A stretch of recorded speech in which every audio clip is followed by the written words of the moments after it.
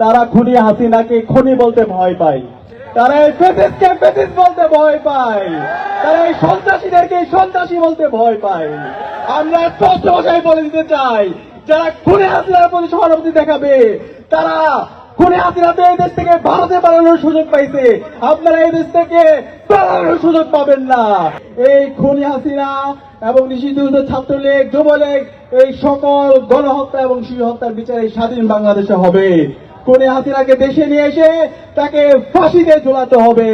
ফ্যাসিবাদ কায়েমের মাধ্যমে বাংলাদেশে খুনি হাসিনা এবং তার দূষররা গত 16 বছরে বাংলাদেশকে একটি অকার্যকর রাষ্ট্রে পরিণত করেছিল।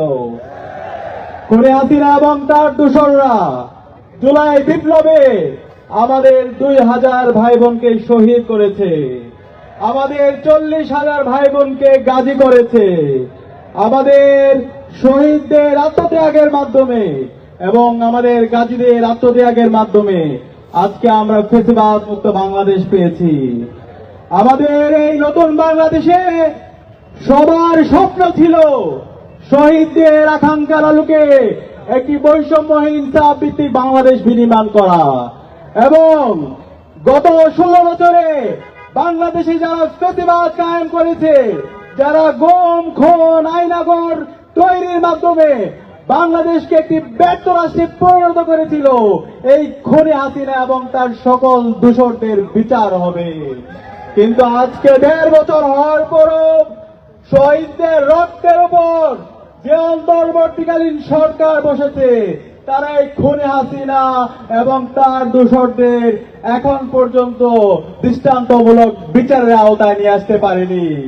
আমরা অন্তর্বর্তীকালীন সরকারকে জিজ্ঞেস করতে চাই, গত 1.5 বছর জুড়ে আপনারা কি করেছেন? যে ফ্যাসিস্ট লীগ এই দেশ থেকে পালিয়েছে, খুনি হাসিনা এবং তার দূষররা এই দেশ থেকে পালিয়েছে, তারা কিভাবে এই স্বাধীন বাংলাদেশে আবার নতুন করে ষড়যন্ত্র এবং চক্রান্ত করার সাহস দেখাতে পায়? আমি আজকে এই ঐতিহাসিক সমাবেশ থেকে সারা দেশের মুক্তিকামী ছাত্র জনতাকে অনুরোধ করব, এই খুনি হাসিনা এবং তার দূষরদেরকে সমূলে উৎপাদন করতে হবে। বাংলাদেশে খুনি হাসিনা, তার দূষরদের নিষিদ্ধ আওয়ামী লীগ, ছাত্রলীগ, যুবলীগ, তাদের রাজনীতি 5 আগস্ট ক্লোজ হয়ে গেছে। বাংলাদেশে আর এই খুনি হাসিনার রাজনীতি চলবে না। খুনি হাসিনা এবং তার দূষররা বাংলাদেশের স্বাধীনতা সার্বভৌমত্বের জন্য হুমকি। এদেরকে যেখানে পাবেন সেখানে তাদেরকে থানায় দিবেন, তাদেরকে জেলে দিবেন। আমি একই সাথে অন্তর্বর্তীকালীন সরকারকে অনুরোধ করব, খুনি হাসিনা এবং তার দূষরদের দ্রুত সময়ের মধ্যে রায় ঘোষণা করতে হবে। খুনি হাসিনাকে দেশে এনে তাকে ফাঁসিতে ঝুলাতে হবে। খুনি হাসিনার যত দূষর আছে বিশ্ববিদ্যালয়ে, অ্যাডমিনিস্ট্রেশনে, বিচার বিভাগে, উপদেষ্টাদের মধ্যে যারা ঘাপটি মেরে বসে খুনি হাসিনার পারপাস সার করছে, তাদেরকে বিচারের আওতায় নিয়ে আসতে হবে।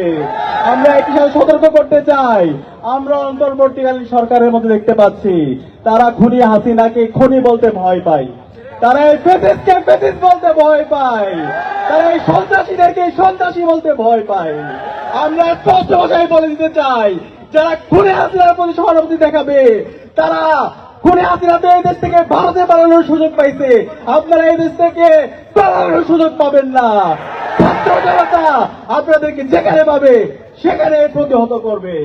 একই সাথে আমাদের এই শহীদরা জীবন দিয়েছে আমাদের এই দেশের রাষ্ট্র সংস্কার করার জন্য। আমাদের যে ফ্যাসিবাদী কাঠামো আছে সেই ফ্যাসিবাদী কাঠামোকে ভেঙে চুরমার করে দেওয়ার জন্য আজকে ঐক্যমত্য কমিশনের দীর্ঘদিনের তাদের সভা মিটিং শেষে আজকে ঐক্যমত্য কমিশন থেকে রাষ্ট্র সংস্কারের সুপারিশ এসেছে। কিন্তু আমরা দেখতে পাচ্ছি বাংলাদেশের নিজেদেরকে একটা বড় দল দাবি করে বিএনপি, তারা মেজর সংস্কারগুলোতে নোট অফ ডিসেন্ট দিয়েছে। আরে ভাই, রাষ্ট্র সংস্কারকে আপনারা চান না? এতদিন তো 31 দফা বলে বহু সংস্কারের কথা বলতেন, এখন যখন রাষ্ট্র সংস্কারের কথা হচ্ছে এখন কেন ডিসেন্ট দিচ্ছেন? আমরা হুঁশিয়ার করতে চাই, সাবধান হয়ে যান। ছাত্র জনতা ঘুমায়নি। জুলাইয়ের মাধ্যমে যে প্রজন্ম তৈরি হয়েছে তারা আর কাউরে ভয় পায় না। আপনারা যদি সংস্কারের পথে বাধা তৈরি করেন, আপনাদের পতিত ফ্যাসিস্টের যে পরিণতি হয়েছিল তার চাইতে খারাপ পরিণতি আপনাদের হবে। সাবধান করে দিচ্ছে, সাবধান হয়ে যান। দ্রুত সময়ের মধ্যে ছাত্র জনতার যে দাবি, শহীদদের যে আকাঙ্ক্ষা, সে আলোকে রাষ্ট্র সংস্কারের জায়গায় সহযোগিতা করেন। একই সাথে সকল রাজনৈতিক দলকে আমরা আহ্বান করব, আপনারা সহযোগিতা করেন, নতুন রাজনৈতিক সংস্কৃতি বিনির্মাণ করেন। একই সাথে আমরা দেখতে পাচ্ছি বিগত ফ্যাসিবাদী আমলে আমরা সাংবাদিকতার নামে অপসাংবাদিকতা দেখতে পেয়েছি। আমরা এখন আবার দেখতে পাচ্ছি মিডিয়া হাউসগুলো বিভিন্ন রাজনৈতিক দলের কর্তারা তারা দখল করে তাদের পার্টি অফিস বানাইছে।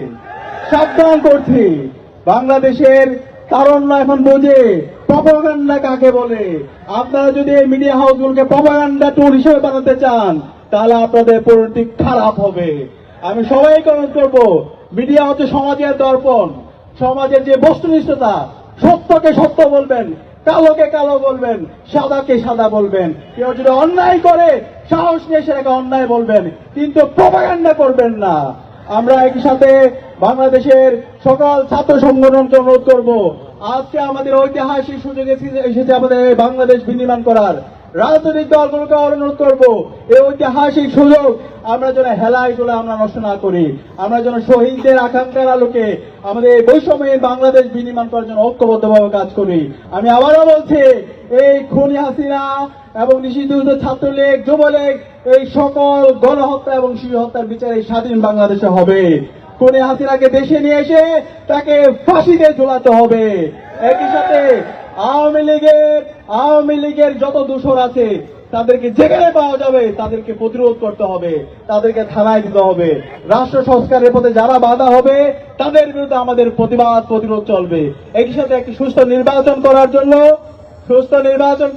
নির্বাচন কমিশন, আইন শৃঙ্খলা বাহিনী সবাইকে লেভেল প্লেইং ফিল্ড ইনশিওর করার জন্য অনুরোধ করছি এবং গণভোট আদায়ের মাধ্যমে আমাদের জুলাই স্থলদের আইনি ভিত্তি দ্রুত সময়ের মধ্যে দেওয়ার আহ্বান জানিয়ে এবং খুনি হাসিনার বিচার এবং দ্রুত সময়ের মধ্যে সংস্কার বাস্তবায়ন আহ্বান জানিয়ে আমি আমার কথা এখানে শেষ করছি। আসসালামু আলাইকুম রহমতুল্লাহ।